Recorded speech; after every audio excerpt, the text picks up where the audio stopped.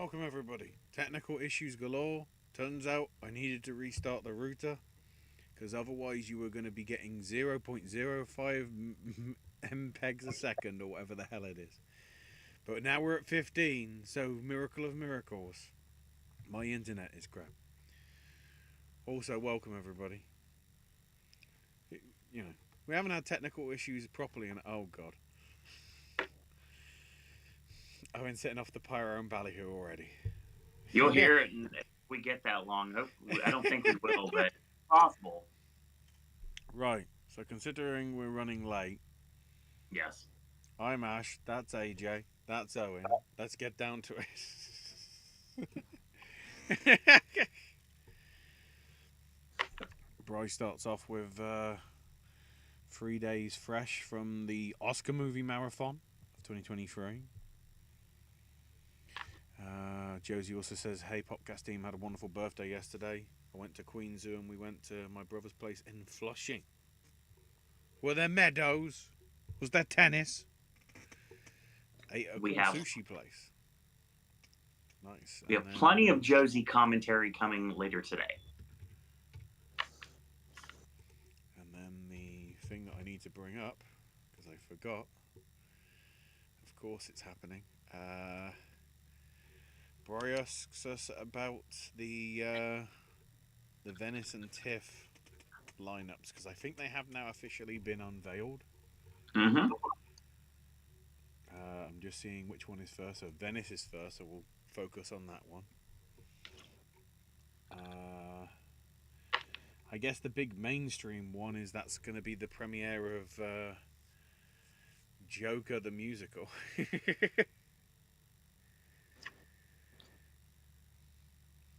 Although it looks to be musical themed anyway, because the other big one is obviously Pablo Larraín's Maria Callas biopic with Angelina Jolie, who's obviously in the news because of the performances from Gaga and Celine Dion at the Olympics over the weekend.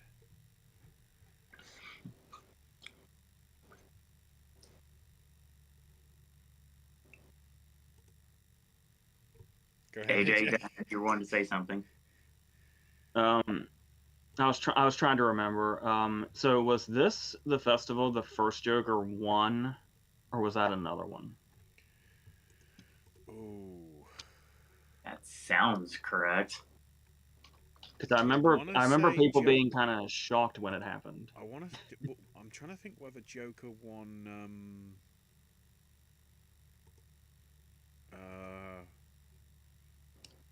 Yeah. 5 years ago, it got the Golden Lion at Venice.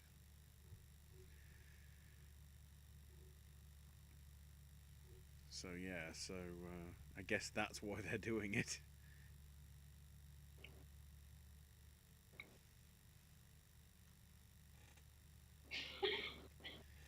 And then we've also got, I'm trying to look at some of the other names that I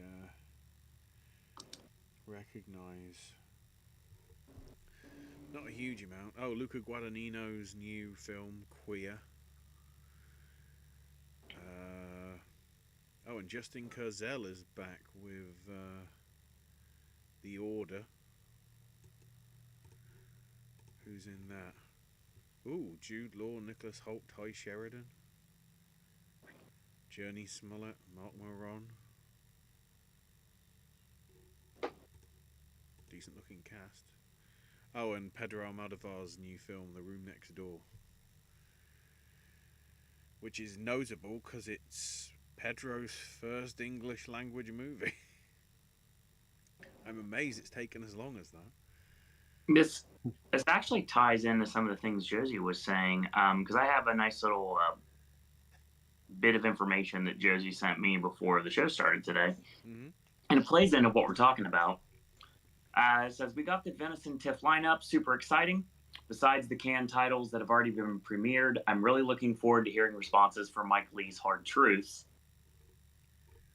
Reading the descriptions, a few Venice titles jump out at me as far as sounding good besides Almodovar's Room Next Door, which we talked about a few minutes ago. Vermiglio from Italy. Stranger Eyes from Singapore.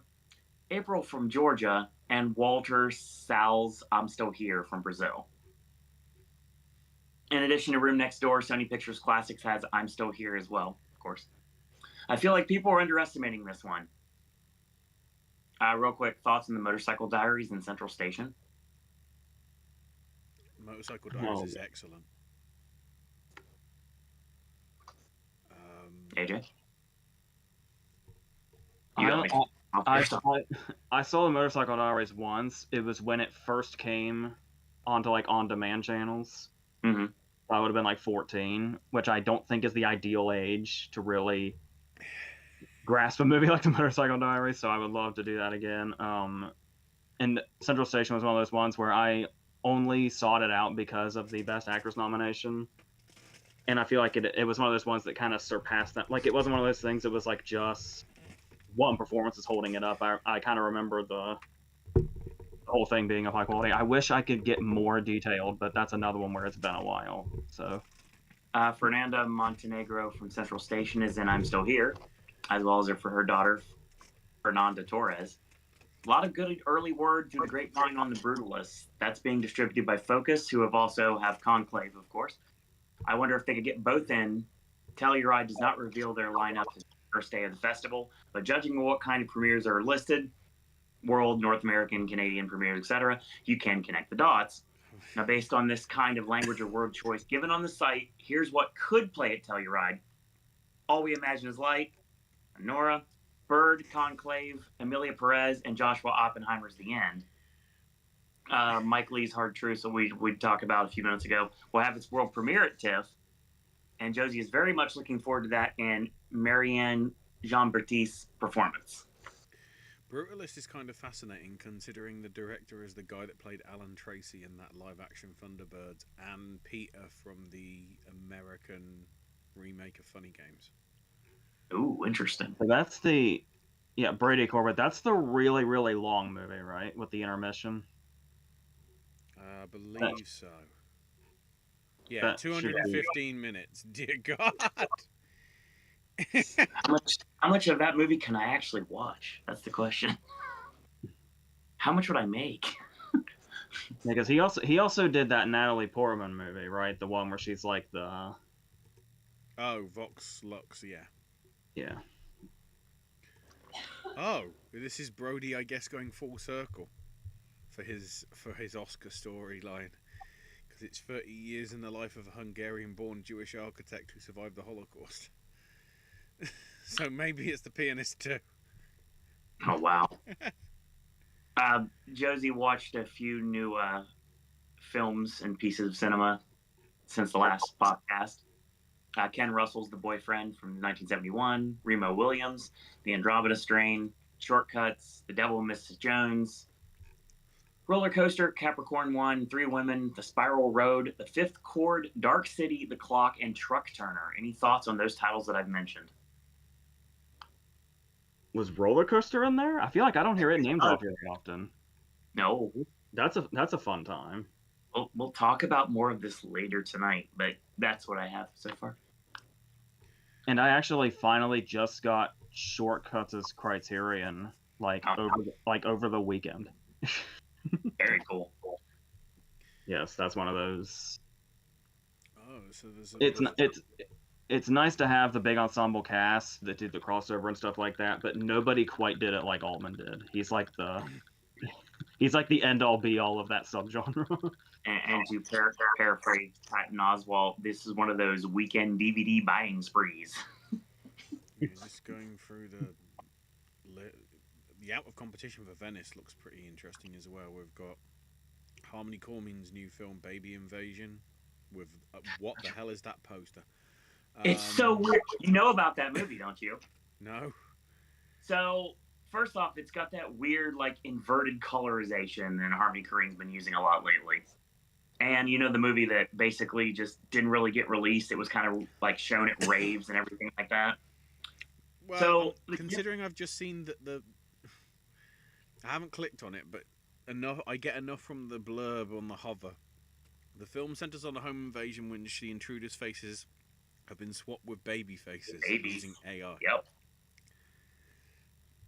So it's going to be like home invasion movie, but everybody has a literal baby face. We've also got Tim Burton's Beetlejuice. Of course. Beat Takeshi's got a new film out. Wolf is getting its showcase over there, which is is that Apple? I know it's Clooney and Pitt. I wasn't sure who was. Oh, that movie looks great. Oh no, it's Sony. I got to see the trailer for that a couple weeks ago. Oh no, it is. Oh, I see. It was on Fly Me to the Moon. Apple and Sony Pictures, so it is getting a. So it's an Apple film, but it's getting a cinema release via Sony, like with Napoleon. Yeah, I watched it. The trailer was on Fly Me to the Moon when I saw the sneak preview like the week before it came out. Asif Kapadia has got a new documentary, but it's set in 2073. So how is it a documentary? Oh, Kevin McDonald's back with a John and Yoko themed documentary. And then, because TV's still a trending thing,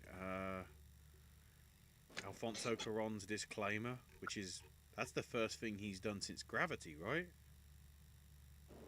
Oh no, sorry, Roma. Roma. Yeah. But it's 5-6 years, and he's showing off 7 episodes of that. Thomas Vinterberg's got 7 episodes of Families Like Ours, which seems to be in Danish from the language. And then, Joe Wright's at it again, except it's an Italian historical drama about the early days of Benito Mussolini. I'll give Joe Wright credit. It is exciting when you see one person's name and you never know if you're getting greatness or shit with nothing in between. Yeah. It's like, which one's it gonna be? That's a very fair assessment. Toronto does seem to have more names that I recognise, at least in terms of directing. Like, we've got Rebel Wilson's debut, Ron Howard's back. There's an Elton John documentary. David Gordon Green's Nutcrackers. Paul Schrader's back with Oh Canada. Hell yeah. More Cronenberg. Of course. More Sean Baker. Schrader and Cronenberg and what's his name are all coming out of Cannes too. Interesting. Mike Flanagan, Edward Burns. Okay. Oh, David Mackenzie's back with Relay. I could list like 10 reasons why I'm excited for that Flanagan movie. Oh, and Angelina Jolie's going to be busy. She's pushing Callas in Venice, and then within 2 weeks, she's going to be pushing the film that she wrote, co-produced, and directed, Without Blood, as well. So she's trying to get everything. Blimey. So well that works out for her. Yeah, because obviously by the time we do predictions, we'll have. We'll know what the quality of Beetlejuice is. Because it starts on the 28th, which I think is. Oh no, 28th is afterwards. Okay.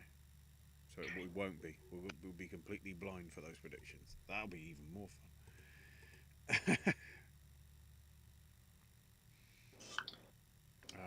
All right, so we've gone through the lineups. Josie got Boy and the Heron 4K. There we go. Hammer Horror Collection on Blu-ray, a one-piece shirt, and a new scooter. A scooter. So, real quick, funny story. It's not going to be long, I promise. I am very long-winded, but not when I haven't eaten. Here's the thing. So when I went to California, I rode a scooter for the first time. I've never been on a motorized scooter before. This was the first time it happened. Troy had one, and he took me to Santa Monica so I could run on the beach. So I ran on the beach. It was fantastic. The thing is, he also brought his scooter so he could keep up with me. And that's the first time I've been on a scooter. So it's a very interesting thing to have, especially when you're used to walking and not driving. No, that's understandable. Rise list of Blu-rays from Amazon Prime Day. The Bourne trilogy. My Week with Marilyn. Eternal Sunshine of the Spotless Mind. Selma. Wreck-It Ralph. Housemaid of Splinters. Warhorse. Better Days. Baby Driver, and Hell and Back Again. There's a lot of good movies in that Good lineup.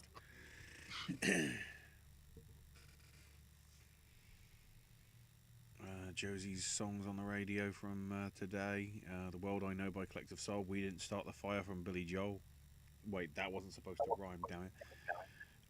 Common Eileen from Dexy's Midnight Runners. My Hero from Foo Fighters. Rivers of Dreams by Billy Joel. And I Alone by Live.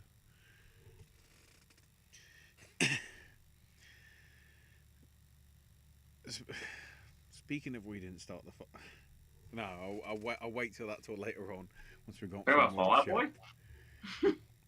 You know, I would take a shot, but Robert Downey Jr. took it for me. What the hell? Marvel is really panicking, aren't they? Tony Stark Doom. Tony Stark's Fearfall coming to Universal's Islands of Adventure in the next 3 years.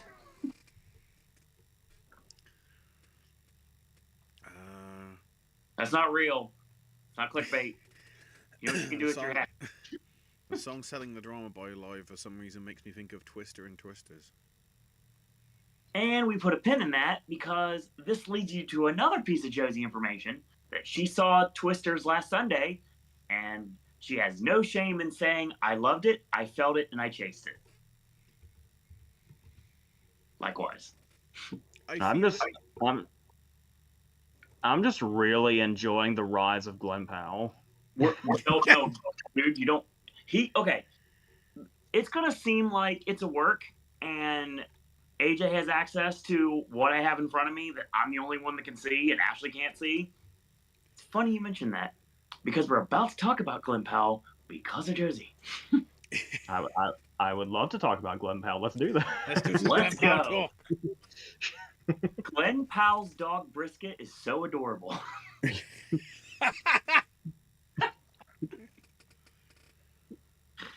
I just made Ashley lose the milk there. That was even better.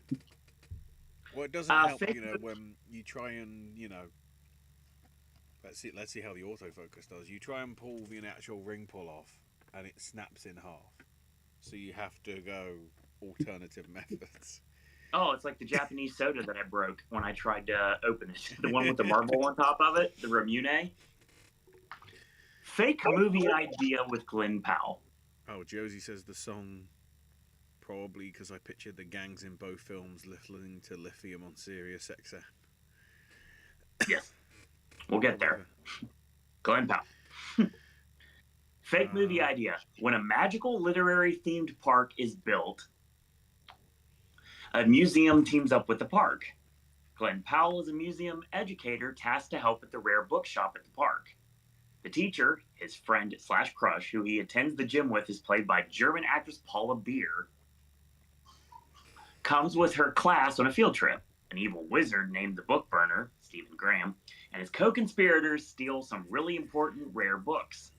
It's up to Glenn Powell, Paula Beer, and her students to stop the book burners from not only destroying literature, but erasing history. Other cast members I was thinking of, Dolly De Leon as a detective, Graham Greene, or Stephen McKinley Henderson as the museum director. Haven't decided yet. Thoughts on this idea?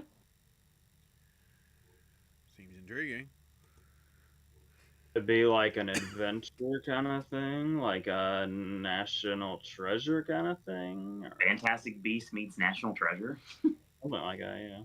I like that. You mean you had me at Stephen Graham, so Yeah, there you go.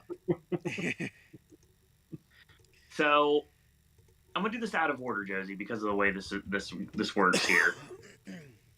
I don't know if it's his performance or the writing of the characters, but what's great about Glenn Powell as a romantic lead in Twisters and Hitman, which AJ reviewed recently on a very, very successful video, thank you very much, is that when his characters flirt with girls, it's not in a gross or misogynistic way. AJ, does that make sense? Yeah, he's not movie charming, he's actually charming. That's what it is. It's not like we have to like this guy because the script tells us to. We just do. Accurate. And yeah, anybody that has not seen Hitman has not seen the best performance of the year yet. So, in my opinion. Please give me a run theatrically just for one day so I have a chance to see it in a theater, please. And Everyone knows my rules. I only just saw Anyone But You like right before I saw Hitman. Like it was recently. I love that movie. Yeah, it was like it felt like kind of like when I was saying how he's not movie charming, he's actually charming, like the way a lot of things used to be in general. I feel like that's one of those movies too. Like I feel like that's because I'm definitely not a fan of like those romantic comedies where you can see every single beat before the movie's even 5 minutes in. And the fact that it's doing much ado about nothing, so you like already know, like in every way you already know what the movie's doing, but it managed to like keep finding charm. And obviously, Sydney Sweeney had a lot to do with that also, but yeah, I was surprised by how much I kind of took to that too. Yeah, very much. She's had a great year this year too, actually. And everybody knows how I feel about Top Gun Maverick, but the thing I really like drawing attention to is the first time I really noticed Glenn Powell and noticed his name and remembered it was Everybody Wants Some. Yeah, that's fair. The Linklater movie that is basically like, I know a lot of Linklater movies are this, but it's like the companion piece to Dazed and Confused, essentially. So the reason I did this out of order, Josie, is because this comment that was given to me first. The whole outcry of no kissing at the end of Twisters is so childish. Do I love kissing in romances? Sure. All caps, exclamation point. But I do think that there is a separate conversation to be had about mainstream movies being afraid to show sex. Kissing and sex are not only elements of love, and lovers of a movie don't have to be shown kissing or having sex in order for the audience to know the love between them. Look at Wong Kar-wai's In the Mood for Love and Tran An Hung's Scent of the Green Papaya. This film's incredibly erotic without having any explicit sex scenes. Emmett and Elle don't kiss at the end of Legally Blonde. On the note of the Spielberg connection, since he was the one who asked for the kiss to be cut, Alan and Ellie don't kiss at the end of the first Jurassic Park.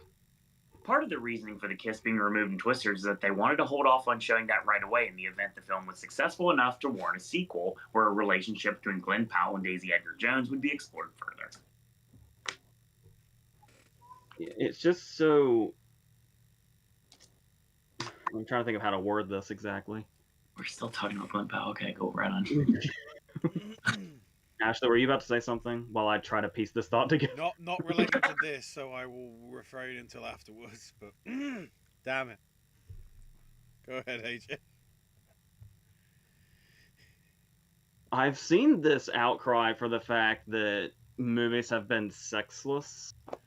For starters, these people aren't watching independent movies. Let me tell you. Million % accurate. But yeah, if you're talking about mainstream movies specifically,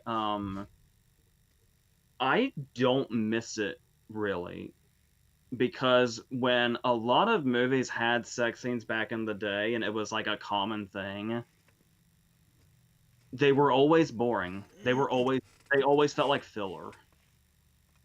And and a lot of them were like shoehorned love stories that oftentimes ended in a kiss just because it was like, oh, this is how classic movies ended, so you're supposed to end with somebody kissing somebody. Right. And it just felt empty. It just felt like a mainstream checklist. So it's not something I really noticed was missing, I guess. But, I mean, if it has purpose and emotional depth, sure, but a lot of the times it didn't. So, but yeah, if you're worried about movies being sexless, just dive a little deeper. They're in. Yeah, they are. I'll give this out of order too, because of the fact that we're still talking about Glenn Powell. Which of these actresses would you most like to see Glenn Powell romantically paired with on screen? I'm not saying one astrological sign pair is necessarily better than the other. It's just fun to mention. Okay. So Paula Beer's a Pisces. Lucy Boynton is a Capricorn. Alan Heim is a Sagittarius. And Tanya Maniktala from Kill is a Cancer. I'll step to the side and let you guys talk. I don't know what Pisces a little young. any of the star sign stuff means with love. That's the problem. Oh, and for sake of argument, Powell's a Libra. Oh. Maybe that's why I relate to him so much. Not relate to him, but I relate to him.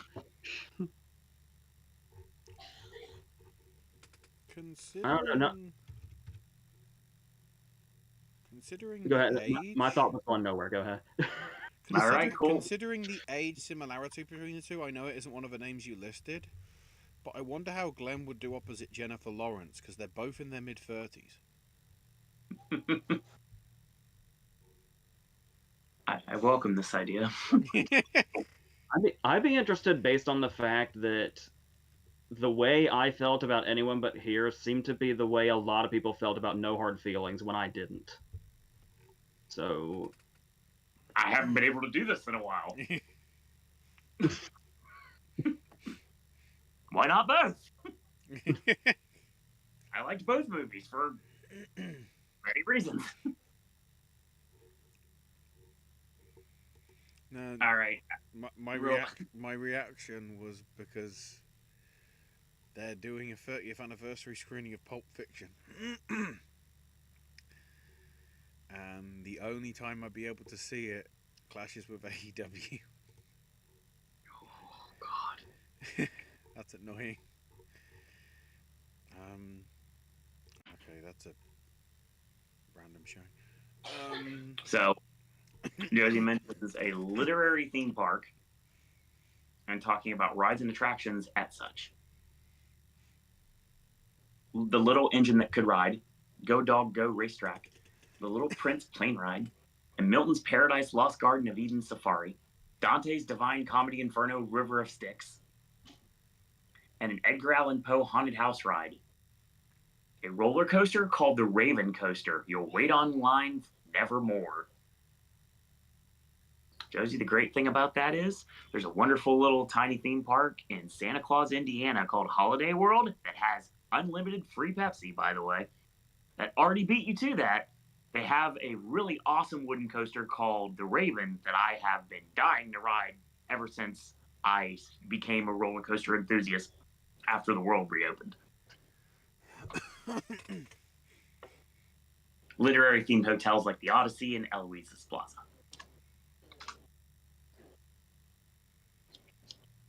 I'm just trying to think what you can do with Telltale Heart.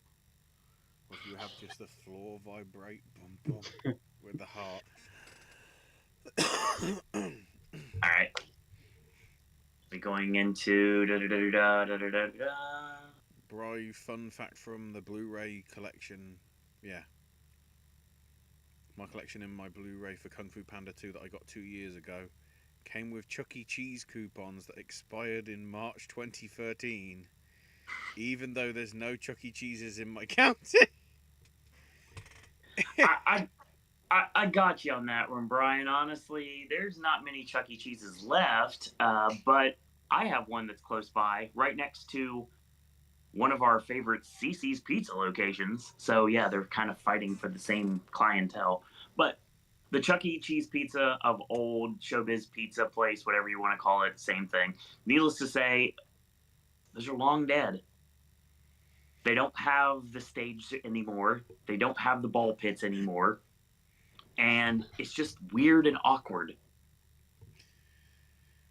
You're not missing anything.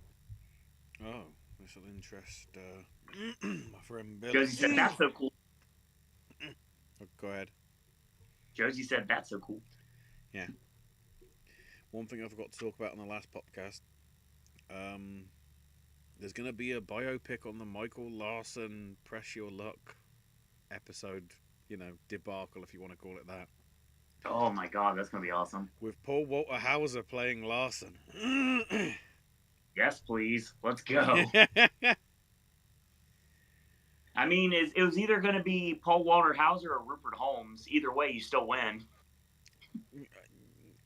Just because of how hype Michael got in those sort of scenes, it just fits Hauser, I think, a bit more.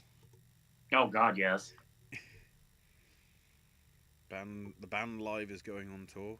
That's always confusing me. Or is it live? I don't know. It's live. Okay. With how great of a villain Downey was in Oppenheimer, I'm excited to see him as Doctor Doom. I would not be surprised if he is a Tony Stark Doom, because multiverse. Forget the word multiverse, please. Let it die in 2023 with everything else. Yeah, I don't want to sound like one of those people that thinks like they're really, really special for saying something like this. Oh, never mind. I'm getting out of this. I'm just speaking from the heart. That is huge news that I'm really, really, really trying to care about, and and I'm struggling. I watched like the panel and the way they built him up, where it's like, if this is gonna be the greatest villain of all time, we got to get the greatest actor of all time. And you hear like everybody go, "Oh my god, who the fuck is it? Who did they get? That's like great. who's in the universe now that we haven't seen before? Who of great quality?" And it's like, they could have built it up even more by saying like, this person just won an Oscar, and it's like, oh my god, who could that be? Is it Cillian Murphy? Is it Brendan Fraser? Who is it? Oh my And god. like, oh, yeah, we know you. Yeah, we know you. Oh, I need to explain why I'm laughing. The only reason I'm laughing is the one shot I saw of the person in Hall H filming it had somebody in the background like whispering like, who is it as they're revealing, and the person goes, Jared Leto, and then it's down to Judy. Yeah.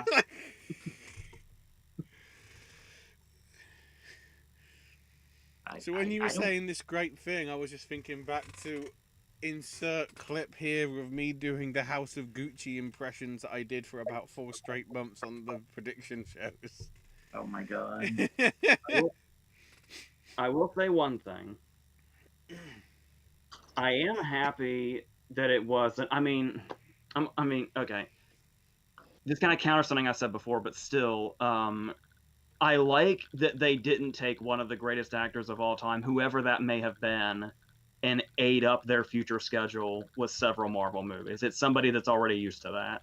There you go. But then again, it's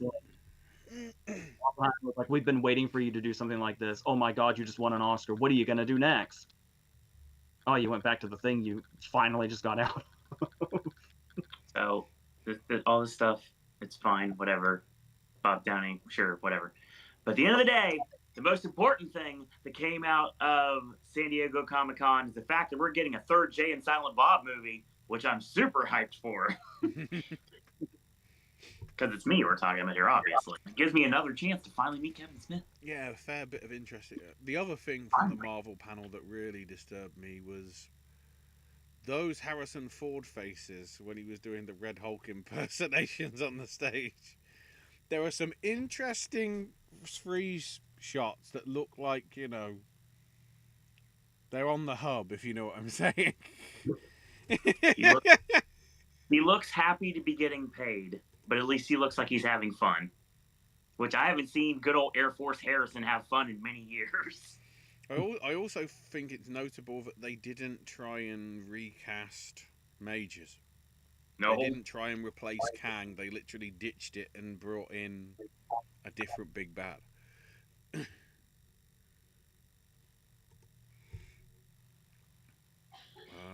That's how DC does things.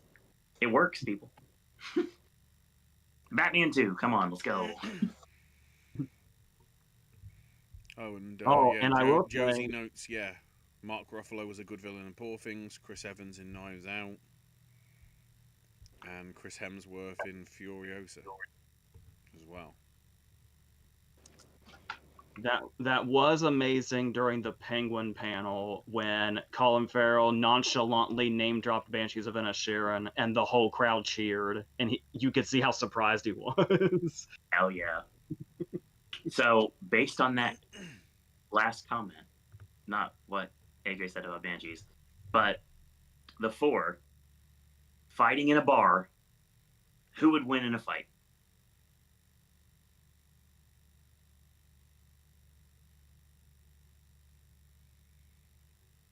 Did I miss the first part of the question? I feel The Hemsworth. four Marvel superheroes that have turned heel in different things. I feel Hemsworth would be the sort of. Yeah, it has to be Hemsworth. He's the more sort of physical of the four, really. Mm-hmm. At least in terms of like their output of work, you know, be it hero or villain. Yeah, there is no What other. I don't puts me off with think Chris Evans is the sort of action films that he's made sort of since Captain America really not being that good. Ghosted was a missed opportunity. All right, so we got that. Hold on. Bryce says, here's the status of my marathon. First, something that AJ will list. Movies that contain vomit scenes. Everyone that's ever been released this year.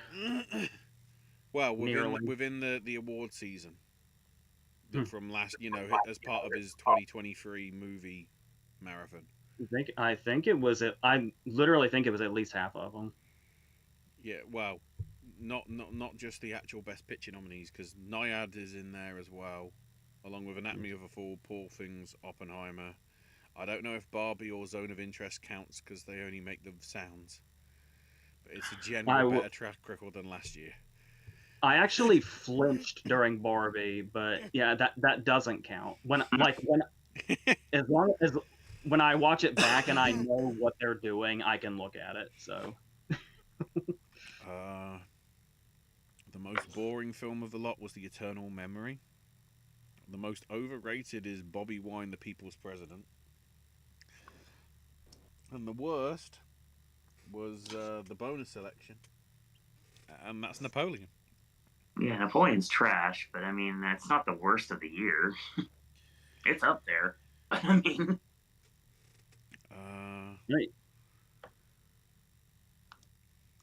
I tell you, when there's an American release for Blackbird, the Michael Flatner movie, I will not say enough. There's dear God, there's continuity errors within minutes. It's amazing. Spencer says thoughts on Brian De Palma's Sisters. Spencer got it as part of the Criterion set. we're done. Solid film. It's one I haven't been to in a while, but it's good. It's proof that Margot Kidder did stuff that wasn't Superman. It's kind of, after you read Tarantino's write-up, it's kind of hard to give your own opinion. Since his is pretty much perfect. True. I forgot about that.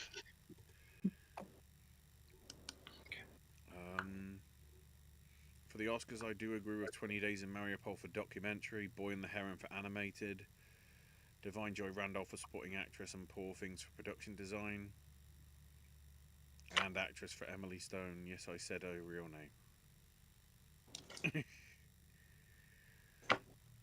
Oh, Spencer also adds, have we seen Robot Dreams? I haven't got round to... I'm trying to remember if I don't think I own it, but it's when it gets on sale on Amazon. I am really trying to get it if possible. So there was a one night only showing at the Enzian Theater that I went to for the shorts this year. Also, the same theater that I could have seen once theatrically, but times didn't work out that way. But hopefully I'll get a shot someday. The thing is, I've been wanting to see Robot Dreams since I saw the first trailer, and it just intrigued me right away, and I really want to see it, and I'm still waiting for it to come to a theater. It had a short run right after the Oscars, and then it was supposed to go wider in the summertime, and it's like almost August now, and I haven't found it. So I do want to see it, and I hope that eventually it comes to the cinema, but I don't know if it will or not. Oh, that's something we'll talk about maybe off air, or maybe at the end once I've got around to the other stuff.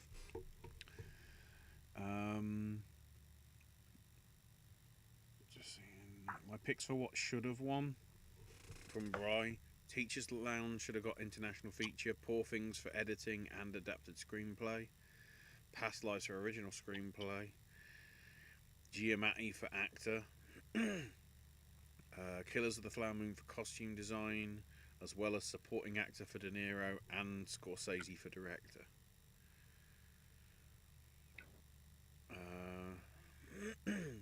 And then the ranking of the 10, in Bryce's opinion. 10 is Maestro, 9 is Zone of Interest, Barbie's at 8, Oppenheimer 7, American Fiction 6, Anatomy of a Fall 5, Holdovers at 4, Poor Things at 3, Killers of the Flower Moon at 2, and Past Lives was Bryce number 1. Nice. Very cool. Now, Brian, now you see why I was worshiping at the altar of Past Lives through the second half of the season there. Thank you, California, for me finally seeing that movie, and then I got a chance to see it in the theater, which was even better. And then,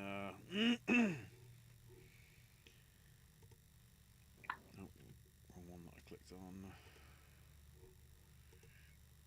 Josie asks Bry, are you excited for Celine Song's next one? And Bry says, I heard she was making another one, but I didn't know what it was. It looks intriguing considering we've got Dakota Johnson and Pedro Pascal and Chris Evans. Then again, it's a romantic comedy, so I hope it doesn't go too romantic comedy. Talking out of turn, because if not, I'm going to lose it. Josie said, AJ, that's a real good argument. And Josie says, Sisters would make a great double with Malignant. Ooh, yeah. What argument was that about again? The last thing you said a few minutes ago.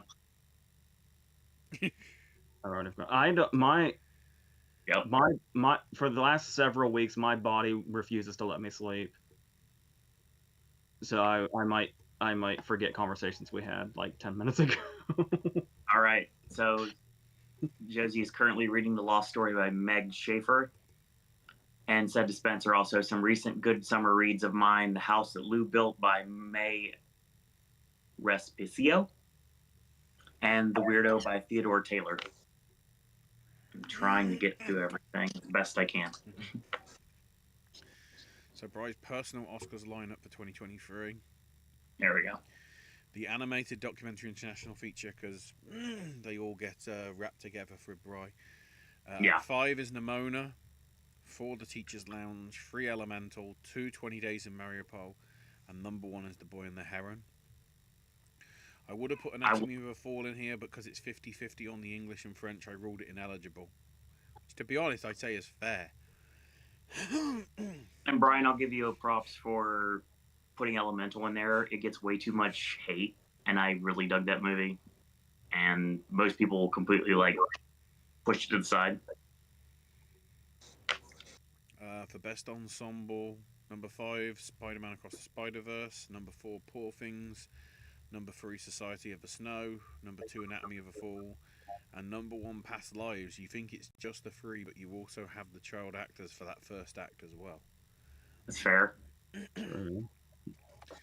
Josie mentioning that Leonie Bennich's performance in Teacher's Lounge is outstanding and wants to see her in more films. Yes. For adapted screenplay, Bry has Spider-Man Across Spider-Verse at 5. Number 4 is Nimona. Number 3, Society of the Snow. Number 2, Killers of the Flower Moon. And number 1, Poor Things. For original screenplay, number 5 is Elemental. Number 4, Teacher's Lounge. Number 3, The Holdovers. Number 2, Anatomy of a Fall. And number 1, Past Lives. For the acting categories as well as director and picture, Bry has 5 honourable mentions. So the honourable mentions for supporting actress are Halle Bailey for Colour Purple, Jenny Beth for Anatomy of a Fall, Kate McKinnon for Barbie, Florence Pugh for Oppenheimer, and Hannah Shigula for Poor Things. I've been really surprised by Halle Bailey. She's really talented. Yeah, for sure. In terms of the nominees, number 5 is Emily Blunt. Not because of AJ, it was the last hour of the film that got Emily in the 5 in Bry's opinion.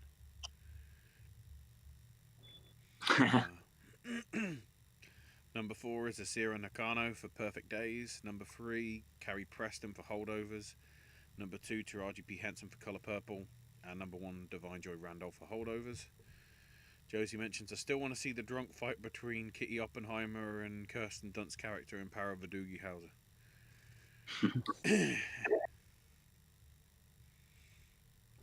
I think that'd be kind of sad because I think Kitty was a lot more functional than Kirsten Dunst's character. That would just That's be kind of fair, yeah.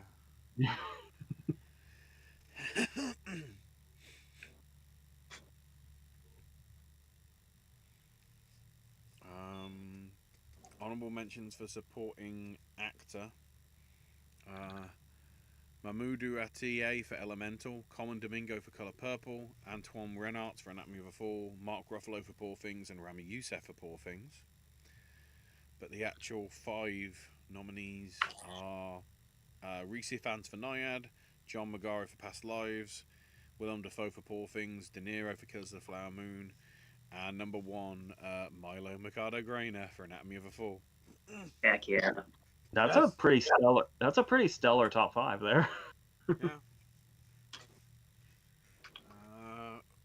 Josie is also a fan of the Asira Nakano and Ron mentions from Brian. Honorable mentions for actress: Fantasia Barrino for Colour Purple, Leonie Benech for The Teacher's Lounge. That was a bitch to take her out. Chloe Grace Moretz for Nimona, Leia Lewis for Elemental, and Margot Robbie for Barbie. Bry's 5 are Benning for Naiad, Gladstone for Killers of the Flower Moon, Sandra Huller at number 3 for Anatomy of a Fall, Greta Lee for Past Lives at number 2, and Emily Stone for Poor Things at number 1. Adding my favourite performance of the year, and with her winning 3 times for lead actress in least Bry's opinion, Stone's become his favourite actress today.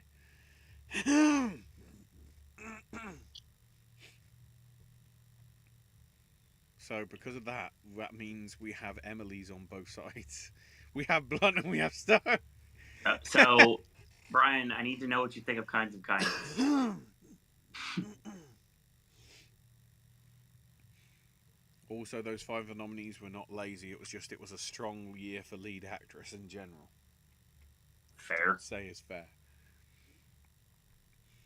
Oh, Josie also mentions that Dire Straits' Walk of Life and Jimmy Buffett's Come Monday were on the radio as well. Honourable mentions for actor: Riz Ahmed for Nimona, Shamalik Moore for Spider-Man Across Spider-Verse, Soma Santoki for Boy and the Heron, Seydou Sarr for Io Capitano, and Jeffrey Wright for American Fiction. I love that Io Capitano shout out. But the nominees are number 5, Dominic Sessa for The Holdovers. In leading? Okay. I mean, yeah, I guess that's fair. Yeah, that's not unreasonable. No, That's not far from the truth. it's pretty even. I'd say split wise, it's probably even between him and Giamatti. Yeah. Number 4, Cillian Murphy for Oppenheimer. Number 3, TOU for Past Lives. Number 2, DiCaprio for Killers of the Flower Moon. And number 1, Paul Giamatti for The Holdovers. The honourable mentions for director: Justine Triet. Blimey, that scrolled. Justine Triet for Anatomy of a Fall. Hayao Miyazaki for Boy and the Heron. Peter Son for Elemental. Nick Bruno and Toy Kwan for Nimona. And J.A. Bayona for Society of the Snow. And then the 5 are Elizabeth Chai Vasarai and Jimmy Chin for Naiad. Number 4, Alexander Payne for The Holdovers. Number 3, Celine Song for Past Lives. Number 2, Yorgos Lanthimos for Poor Things. And at number 1 is Scorsese for Killers. Nice. And then the 5 honourable mentions for Best Picture were Society of the Snow, Spider-Man Across the Spider-Verse, Io Capitano and Nimona. I only see 4 there. There's only 4. But the best 10 for Bry were Teacher's Lounge at 10, Elemental at 9, number 8 was Naiad, number 7, 20 Days in Mariupol, number 6, Boy and the Heron, number 5, Anatomy of a Fall, number 4, The Holdovers, number 3, Poor Things, number 2, Killers of the Flower Moon, and number 1 is Past Lives. With Bry adding that Killers and Past Lives are both masterpieces. Yes. Not only that Past Lives became the first movie I cried at when it ended, but it tops New Time to Die as my favourite film of the decade so far. With Killers being behind James Bond in the number 3 slot right now.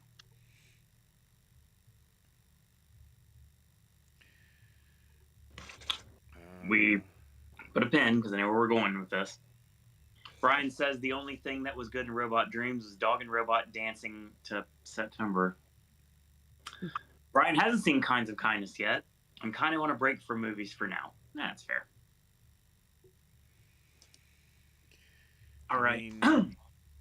Kinds of Kindness might get the right sort of momentum because of its release. Because if it gets sort of on Hulu and all that, Max, whatever you want to call it, in or around October, November time, it could get a bit of momentum that way. It's very divisive, though. Honestly, seeing it twice, I can say that it's just not for everyone, and that's how movies sometimes are supposed to be, and that's how this movie is supposed to be. But we'll get there when we get there. Josie commentary. Oh, go ahead, yeah. As I mentioned earlier, I recently watched The Andromeda Strain after reading Michael Crichton's novel. There was an awesome countdown to self-destruction. This made me want to ask what your favorite countdown scenes in movies are. AJ, how about 1 cent self-destruction from the Imitation Crabs episode? I knew I could pop AJ. Always can. Yeah, I immediately went comedic. Now that she said that, also the first one that comes to mind is Austin Powers 2. Oh, yeah. When she's too fast and then she's way too slow, and then it's when the door's closed, just say go.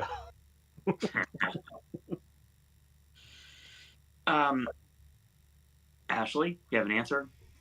Or we're going to go into the next bit of the... I'm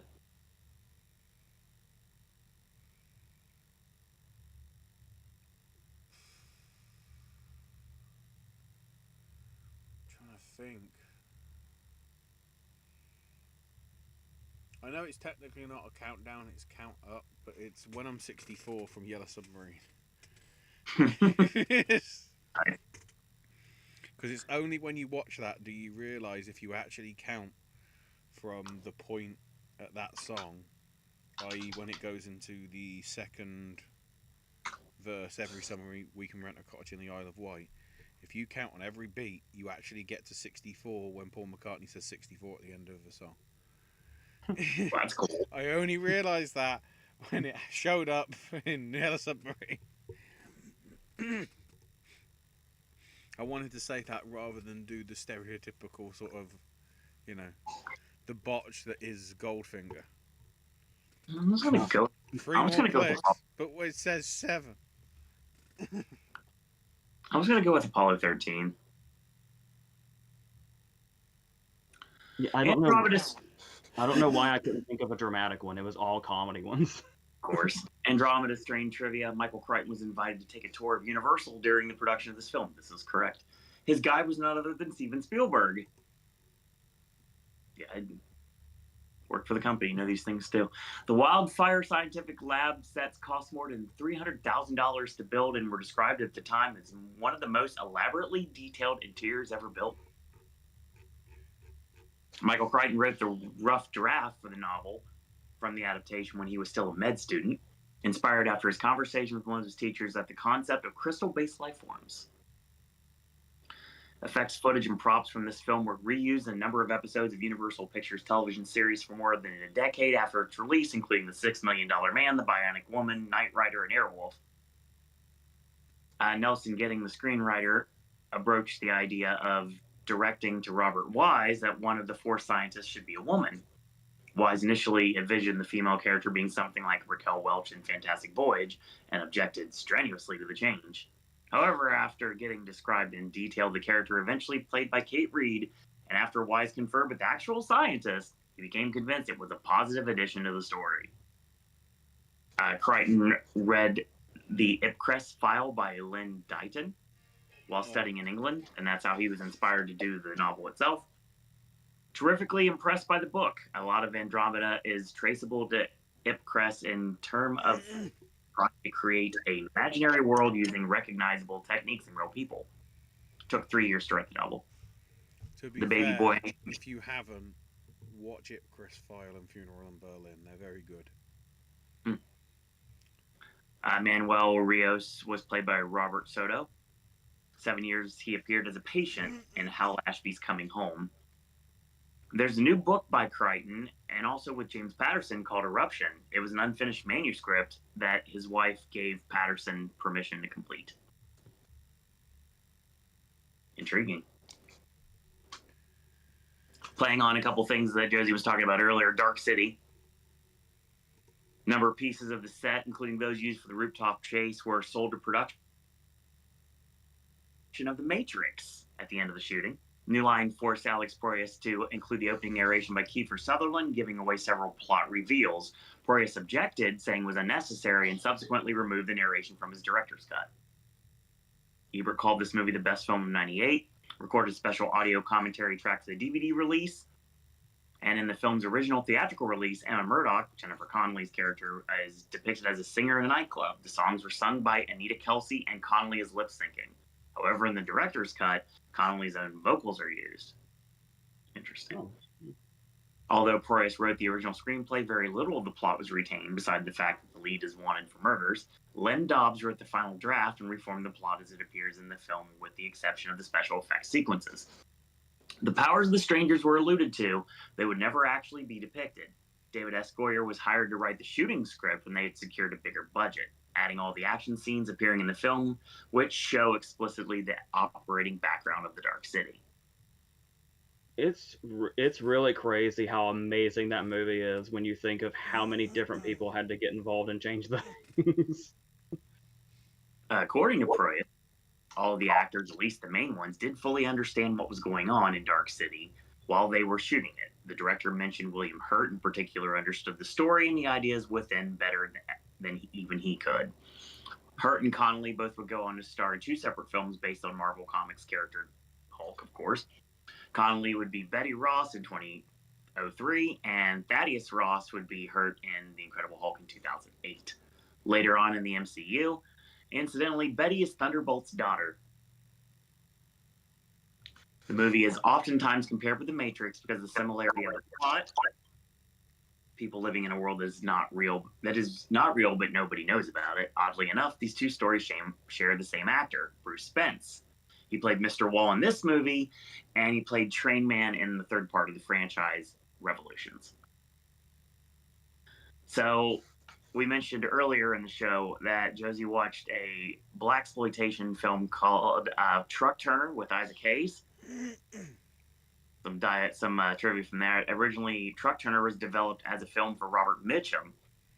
After Mitchum, James Coburn was attached to star, but that fell through. Having already invested in the script, American International Pictures decided to turn it into an urban picture and cast a black actor as Ashley drinks milk.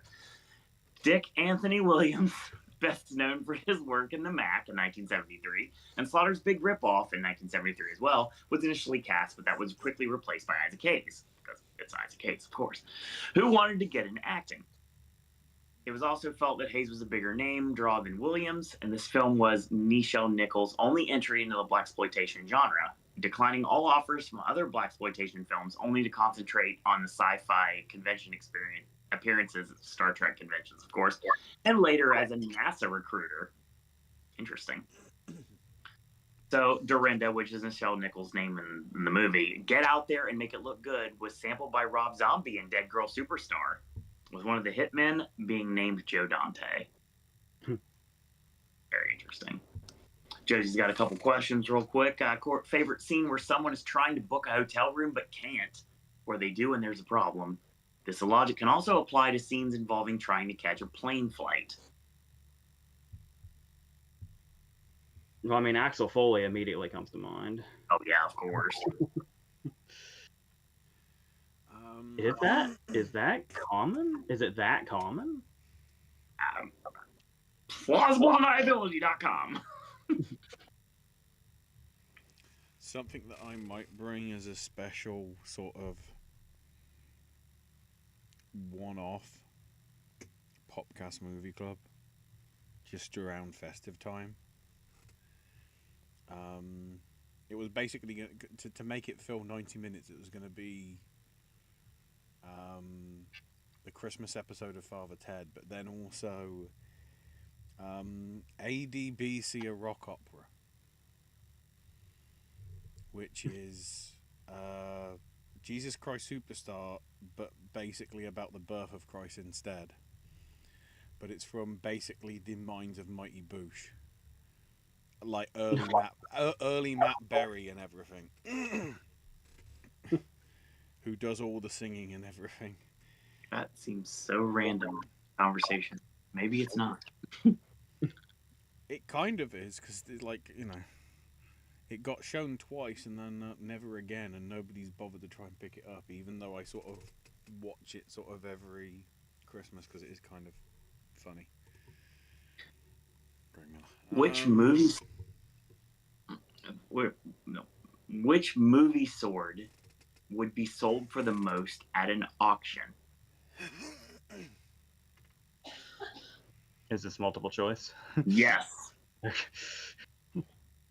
The MacLeod from Highlander, the Green Destiny from Crouching Tiger, Maximus, well, the Maximus sword from Gladiator, the Glamdring from Gandalf, or Bilbo's Sting sword.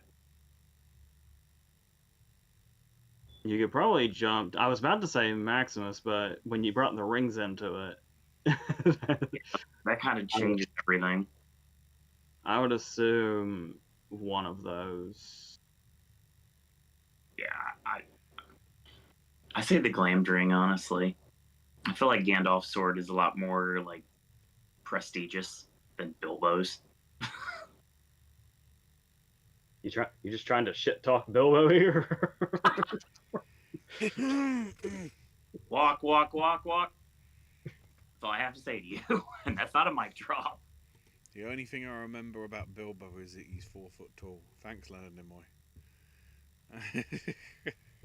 But he's not 3 apples tall like Hello Kitty. That's as well. God damn it. I knew I'd pop somebody on that one. I just got to make the malt disappear. It's okay. Buy, run, lose, run. Apparently there's something going on right now that's taking up television at this point that's kind of prestigious, taking place in France. So obviously, because of the Lady Olympics, Gaga revealing her new music by lifting a laptop out of her sunroof of her limo. That's the big thing. If you know, you know. So, in honor of the Olympics, exactly. Paris edition. Uh-oh.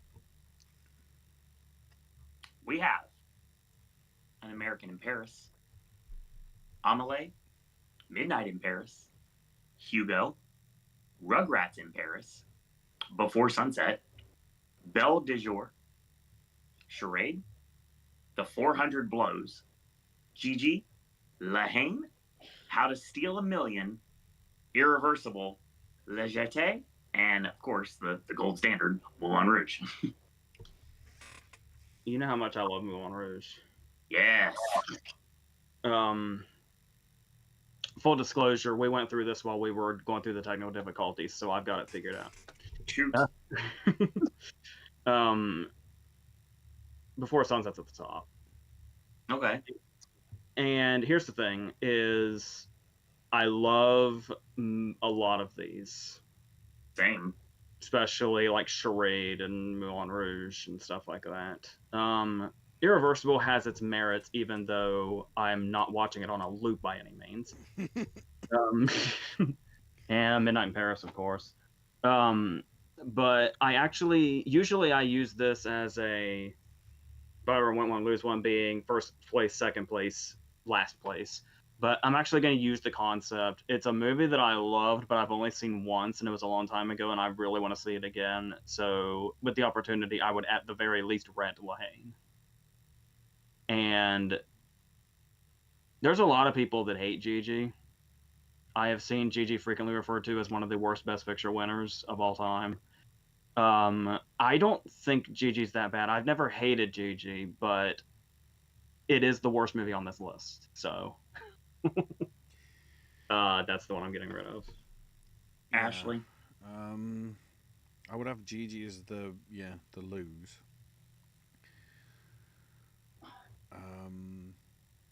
Buy would be Hugo. What were the next two or three after Hugo? Because one of them was my rent. I'm trying to remember. Rugrats, Before Sunset, Belle de Jour, Charade, 400 Blows. Probably Belle de Jour. That's a very strong 60s film. Yeah, I'd put that as the rent. But Hugo by far, you know. It amazed me that, like, that's the... To some extent, that was the really first Scorsese kids film, right? Mm-hmm. I would say. And he still delivered. And it was about the history of cinema in itself, because of, you know, recreating the sort of Lumiere stuff and everything. Like, it was brilliant. I guess, given the circumstances and what I'm seeing on this list of what I actually can say that I've seen, which of course isn't everything because everyone knows that, I'd kill Irreversible just because I still can't get those images out of my head. So we might as well make those not live around anymore. That's fair. I agree. Here's the problem. Trying to figure out what I would rent here is the biggest issue. Because you have some of my like, I can't say favorite movies, but a lot of movies I really enjoy on this lineup. I mean, we talked about Hugo. See? And, you know, honestly, Midnight in Paris and Before Sunset. If you know me, you know. But, yeah, honestly, at this point, I feel like it's difficult to say this, but I'm going to have to go with Hugo. Because I really connected with it. But, and then I think about it, I'm like, no, that's not the correct answer. I know it's not a good idea to praise this director anymore, but I'm going to go with Midnight in Paris. And obviously, I mean, come on, other news, water is wet, 'tis the season. Moulin Rouge is the correct answer for me. Thank you again, Josie, for the buy one, rent one, lose one. Which I think, from what I remember, had its very first BBC airing, actually. This time around. Like in the last week or two. Because I think it's been either Channel 4 or ITV, so being able to actually sort of see it without adverts on a television screen is rare. So Brian has 2 more comments, and then we're going to go into the normal finish for these shows. These comments I'm semi-excited about, but then one bit concerns me. So yeah, Stone Plemons are back together apparently with Yorgos, Yes. working on Bugonia, which is an English remake of a South Korean movie. That's the only thing I'm concerned about, because American remakes of foreign films more likely go not very good. However, one of the writers is the writers of The Menu,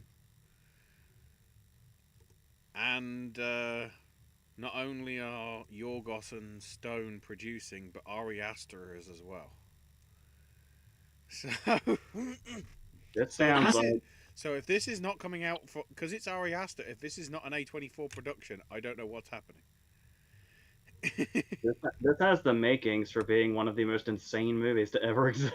Very much so. I like the fact as well that it might be in production already, so it's like Yorgos is just doing films every year to sort of spite us.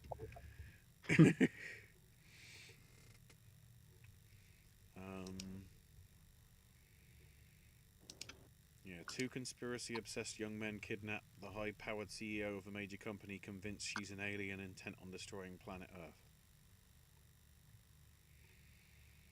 Okay. So I guess Stone is going Scarlett Johansson, a la Under the Skin.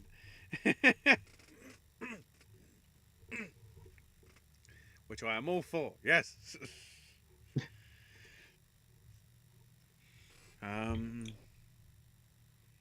So yeah, Bry actually has the Oscars game to round off, which is 1990s production design.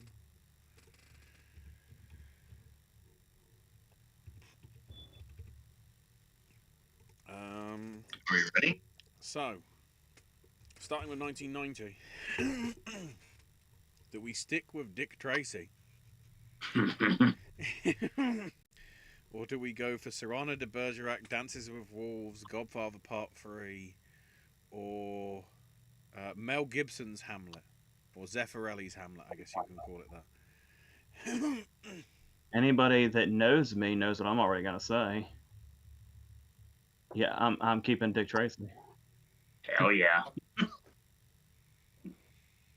I'd kind of feel, because Hamlet got overshadowed 12 months later by Branagh's one. I think that's more production design. Doesn't make it in, of course.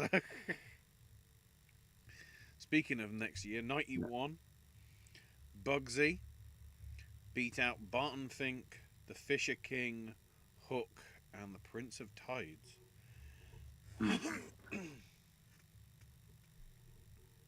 I'd have to probably go Hook on this one. It's very hard to not say Barton Fink, but I have bias. I have big biases for Barton Fink and Hook for different reasons. So I'm trying to think like objectively, but I would go Hook on this. Yeah. I'm torn between the two. I'd probably edge it to Hook as well, though. Bugsy is pretty strong. Yeah, it's down to Barton Fink and Hook, and it has to be Hook. Of course, the irony that year, the winners beat themselves. Because they did Bugsy and Barton Fink. Nice. For 1992, do we stick with Howard's End or go with Bram Stoker's Dracula, Chaplin, Toys, or Unforgiven? I could say with ease. I don't want it to sound like I'm immediately pushing the period pieces out, or the traditional period pieces out. But I just feel like I don't even have to think about this. It's Dracula.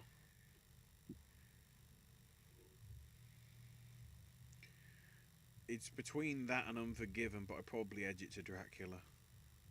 I mean, it makes sense, you know. Coppola spends time on stuff. Sometimes it isn't good, you know. Hello, Megalopolis. Let it be known I really enjoy toys. Why? Just, Why? I don't know. I always enjoyed it when I was growing up. God, that movie gives me such the creeps. I dug toys greatly, but the answer is definitely Dracula. This might be a quick one. 1993. We got The Remains of the Day, Orlando, Age of Innocence, Adam's Family Values, or Schindler's List. I mean, part of me wants to go Adam's Family Values, but I mean, this is kind of the one where it's like, it's an obvious choice, but if you went anywhere but the obvious choice, it would be clear you're trying to. Mm-hmm. It's the obvious choice. It's Schindler's List. My semi-concern is I nearly misread the set decorator as being Eva Braun. When it's Ewa Braun. Oh, just move that away. I know. And I am also saying Schindler's List as well, which I very proudly got to watch in school. I kind of want to say this is a inspired choice from the Academy for '94. Yeah. Where Legends of the Fall, Interview with the Vampire, Forrest Gump, and Bullets Over Broadway got beaten out by Ken Adam and Madness of King George. I think that was Ken's last Oscar.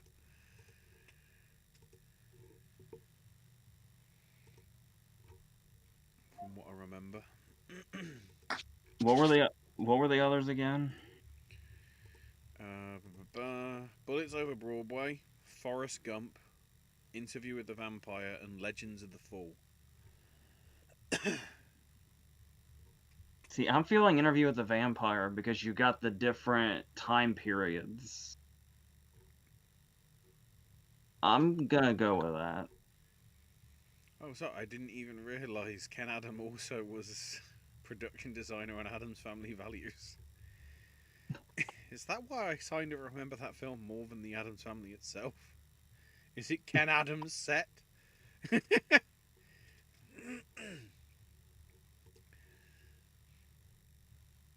Owen, you wanna? I was waiting on you to say something.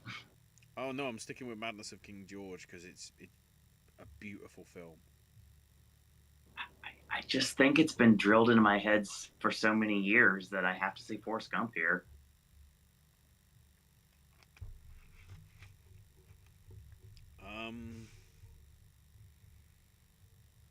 I guess another inspired choice here. 1995 Restoration. Beat out Apollo 13, Babe, A Little Princess, and Richard III. A Little Princess isn't a bad choice. I'm kind of feeling Apollo 13 on this. I kind of... Go ahead. Restoration is just another period movie to me. Like it.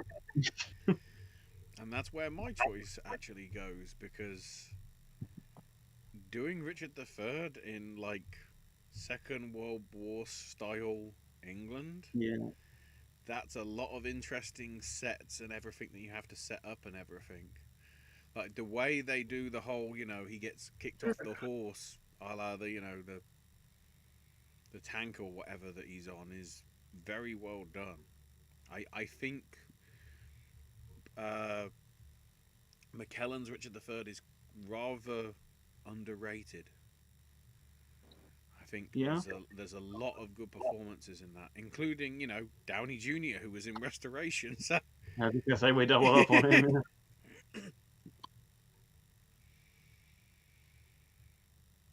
Owen?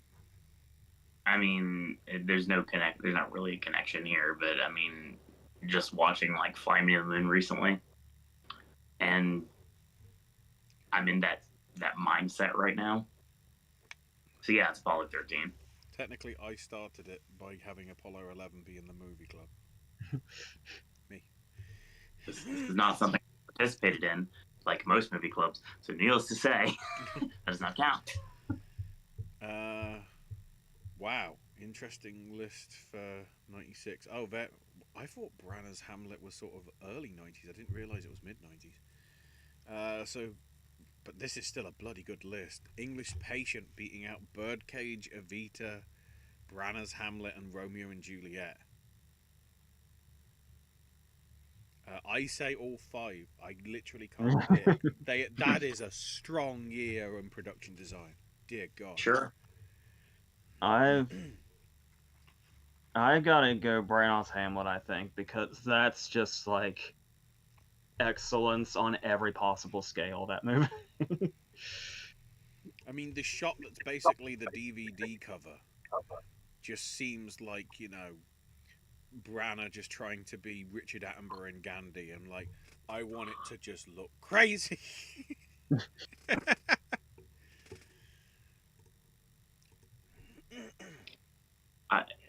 Everybody's just building everything up, and it feels weird that I'm gonna go with Romeo and Juliet here. I wouldn't. There's no wrong I went with answer on all five.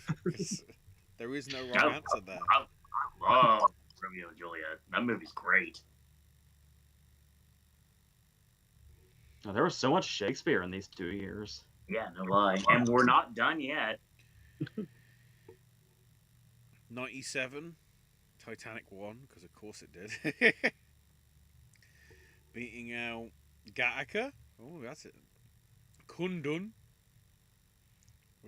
Wait, that's a Martin Scorsese film, and why have I never heard of it? Yeah. Okay. There's one to see if it's somewhere on the internet. Legally. Also, LA Confidential and the first Men in Black. That's another one where there's no wrong answer, but I'm fully forever ingrained in the Titanic camp.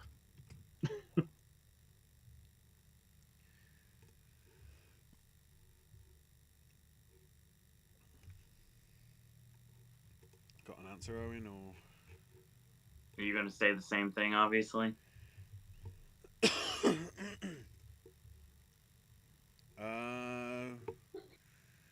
Well,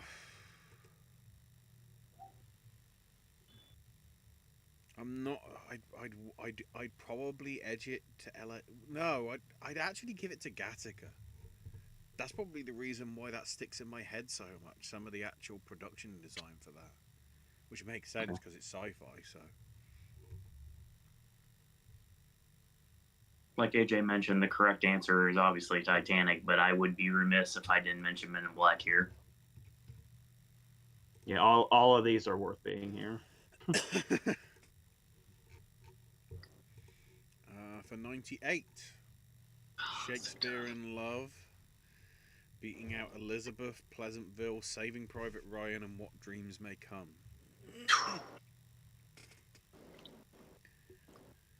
I know it's super duper obvious, but I'm saying Private Ryan. Yeah, that edges out the period, the Tudor periodness of Elizabeth and Shakespeare in Love for me.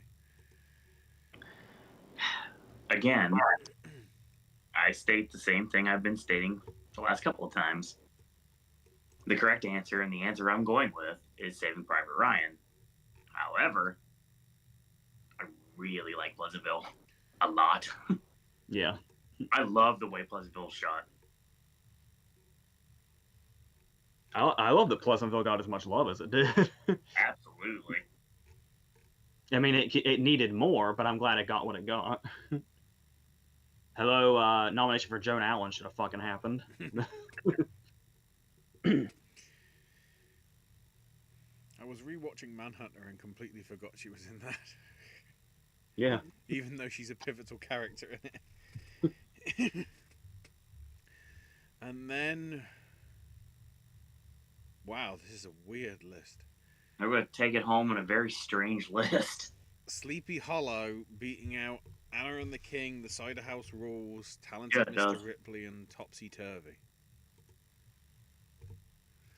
So I know I should consider a topsy-turvy more, but I'm not going to.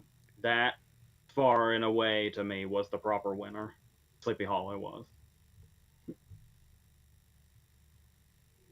Sleepy Hollow's production design is flawless. Mm-hmm.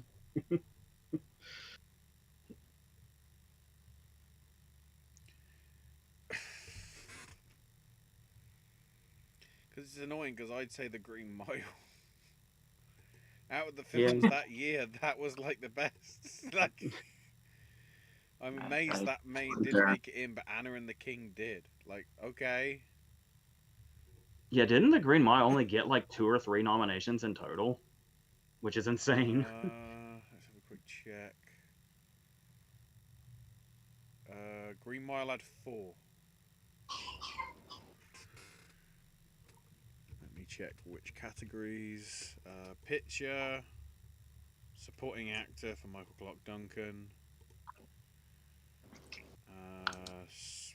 adapted screenplay, and sound. Yeah.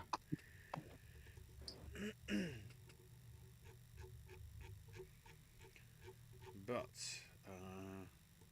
Sleepy Hollow, obviously. No, I mean, I've been a Christina Ricci mark for like years, so obviously I'm going to go with it immediately. So we go to AJ again, as Bry's decreed. Choose a decade for cinematography. We've already done the 60s and the 80s.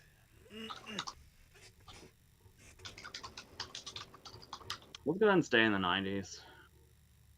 Okay. So, same decade, Bry, different category.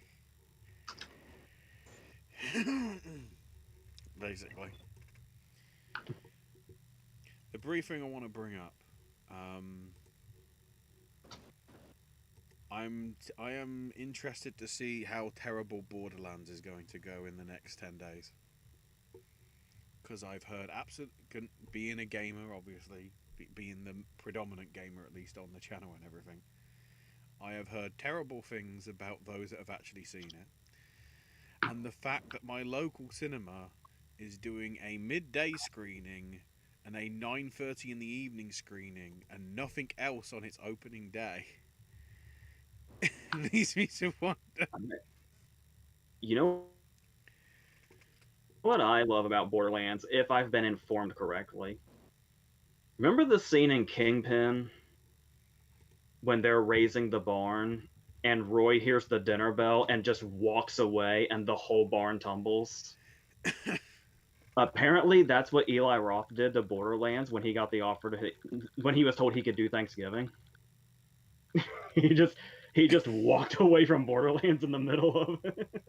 I mean, considering that, I'm trying to remember, production-wise. And let me clarify.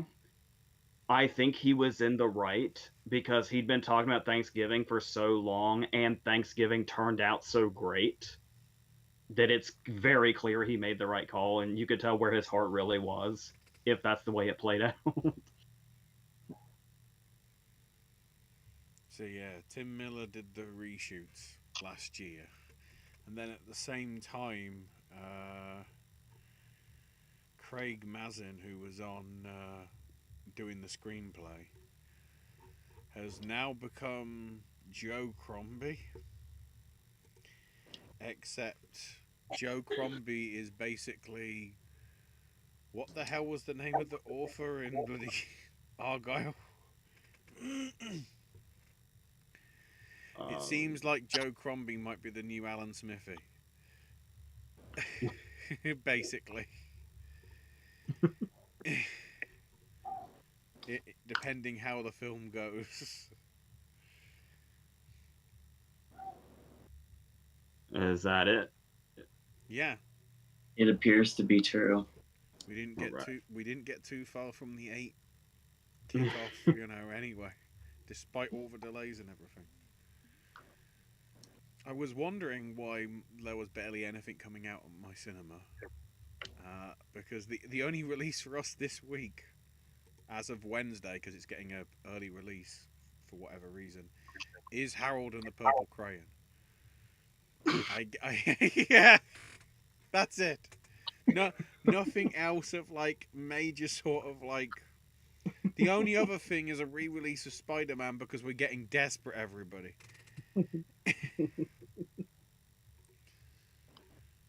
We're not getting Trap until I guess later down the line or whatever. So This Friday, that and I'm going to. Tap, which I cannot wait for. Oh, and I'm going to assume you thought he was about to say Trap when you got excited.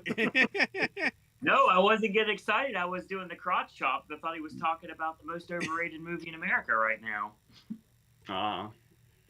Either when way, you filling multiple theaters at once. Yeah, that's the first thing that popped into my head. Either way, you weren't expecting him to say Harold and the Purple Crayon. No. I'm still debating if it's going to be watched by me major release. Friday. That's the funny thing. That's the only major release. But next week we've got Borderlands, and It Ends With Us, and Trap. Like that. Why the hell do we need an ultimate cut of Caligula? What the hell? How many cuts are there of that movie? That's a conversation we don't need to have on camera.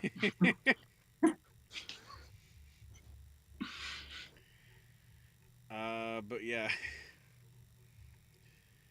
with that, let's quickly see nothing else in chat. Nope. We will take it home and do the honors, Owen. So once again, thank you to Josie and Brian and Spencer for coming in and chatting with us tonight.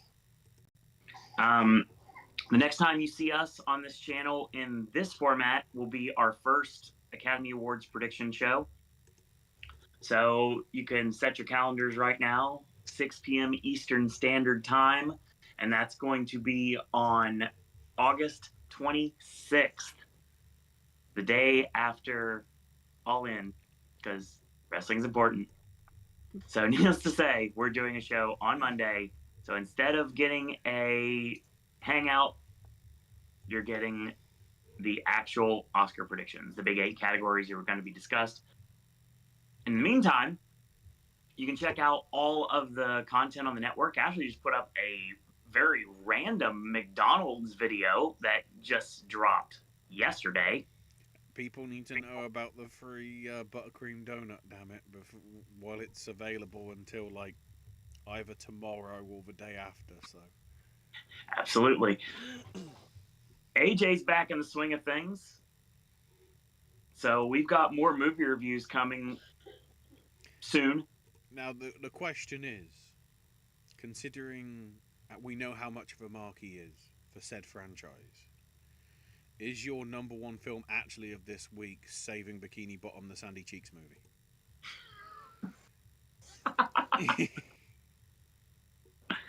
This is my first time I've heard of that title.